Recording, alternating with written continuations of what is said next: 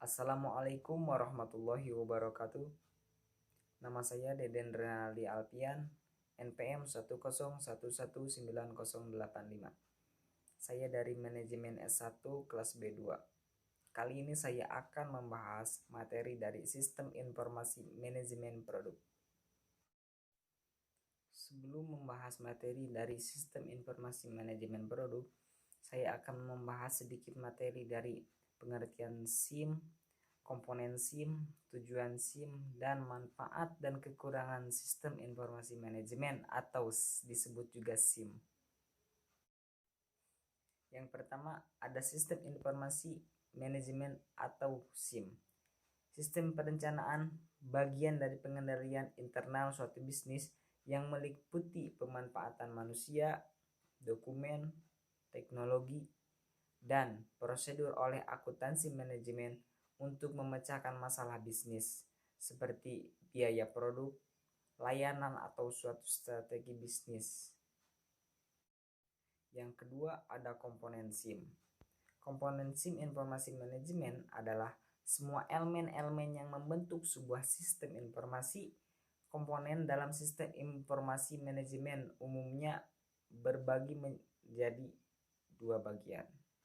Yang pertama ada komponen sistem informasi manajemen fungsional, dan yang kedua ada komponen sistem informasi manajemen fisik. Yang ketiga ada tujuan sistem informasi suatu manajemen, diantaranya adalah sebagai berikut: menyediakan layanan informasi dalam perhitungan produk, harga pokok jasa maupun yang menjadi target manajemen, menyediakan informasi pendukung yang dapat digunakan untuk analisis dan pengambilan keputusan suatu perusahaan. Dan yang keempat, ada kelebihan dan kekurangan sistem informasi manajemen. Kelebihan sistem informasi manajemen: di dalam sebuah sistem informasi manajemen terdapat kelebihan-kelebihan, yaitu terdiri dari yang pertama, meningkatkan efisiensi operasional investasi di dalam teknologi, dan yang kedua, membangun sumber-sumber informasi strategis.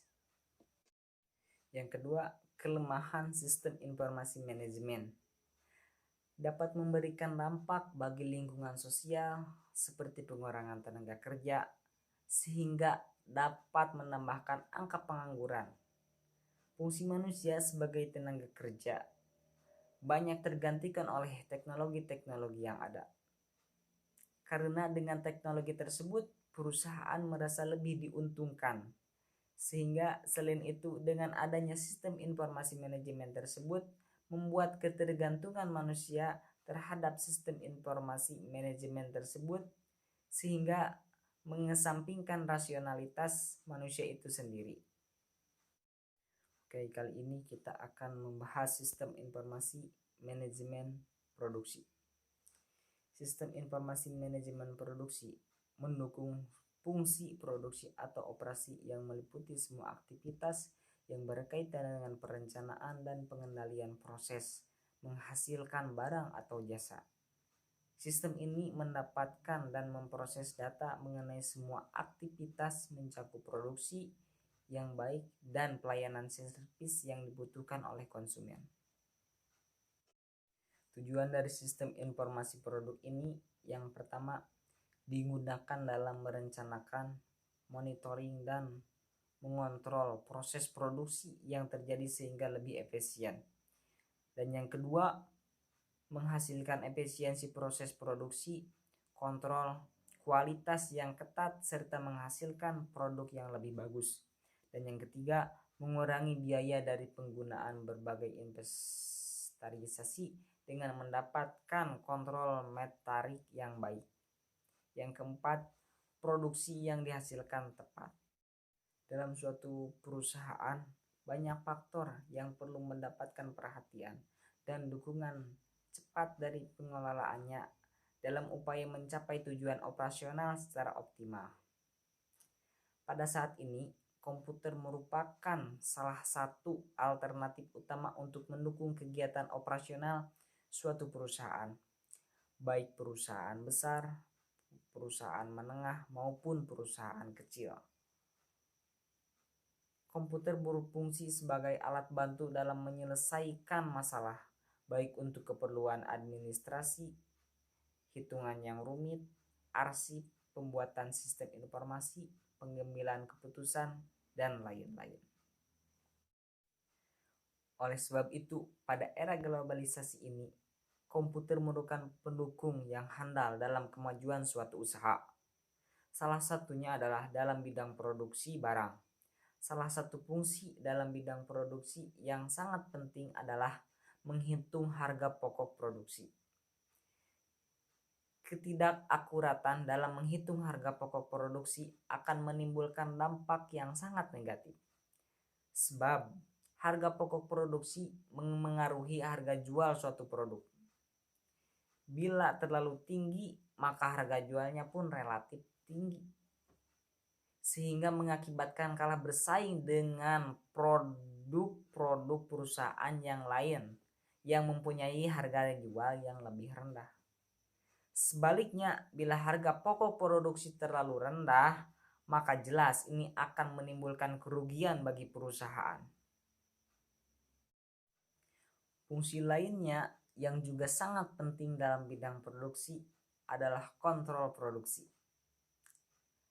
Dalam proses produksi suatu barang, kebanyakan memiliki tahapan-tahapan proses produksi yang cukup banyak, yaitu mulai dari bahan baku sampai terbentuk menjadi barang setengah jadi, atau bahkan menjadi barang jadi. Dari setiap tahapan proses produksi harus dikontrol dengan seksama, karena kesalahan-kesalahan kecil saja dari salah satu tahapan dapat menyebabkan suatu kerugian yang sangat besar bagi perusahaan. Jadi sistem komputer saat ini sangat penting dalam menciptakan keputusan manajemen produksi.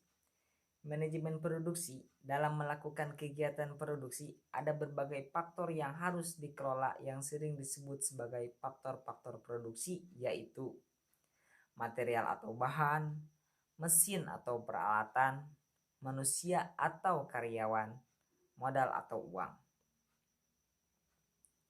Manajemen akan memfungsionalisasikan keempat faktor lain.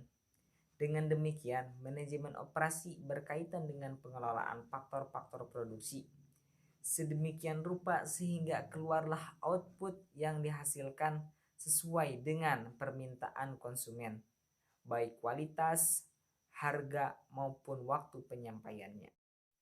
Yang pertama, ongkos produksi. Bila dikaitkan dengan tujuan suatu sistem usaha, maka ukuran kerja sering diukur dengan keuntungan yang dapat dicapai. Namun, seperti diuraikan di atas bahwa sistem produksi hanyalah salah satu dari subsistem yang ada dalam suatu sistem usaha. Sehingga untuk mengukur seberapa besar kontribusi sistem operasi di dalam pencapaian keuntungan bukanlah hal yang mudah. Oleh sebab itu, untuk mengukur kinerja sistem produksi diambil ukuran waktu operasi tertentu, biasanya dalam waktu 1 tahun. Ongkos produksi ini meliputi semua biaya yang dikeluarkan untuk menghasilkan produk atau jasa ke tangan konsumen. Dengan ongkos produksi yang murah diharapkan bahwa produk atau jasa dapat dipasarkan dengan harga yang dapat dijangkau oleh konsumen. Yang kedua, kualitas produk atau jasa. Kenyataan menunjukkan bahwa konsumen tidak hanya memilih produk atau jasa yang harganya murah, namun juga produk atau jasa yang berkualitas. Oleh sebab itu, baik buruknya suatu sistem produksi juga diukur dari kualitas produk atau jasa yang dihasilkan.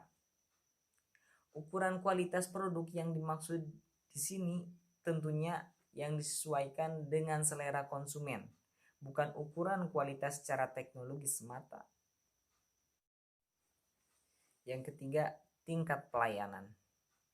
Bagi konsumen, untuk menilai baik buruknya suatu sistem produksi atau operasi lebih dinilai dari pelayanan yang dapat diberikan oleh sistem produksi kepada konsumen itu sendiri.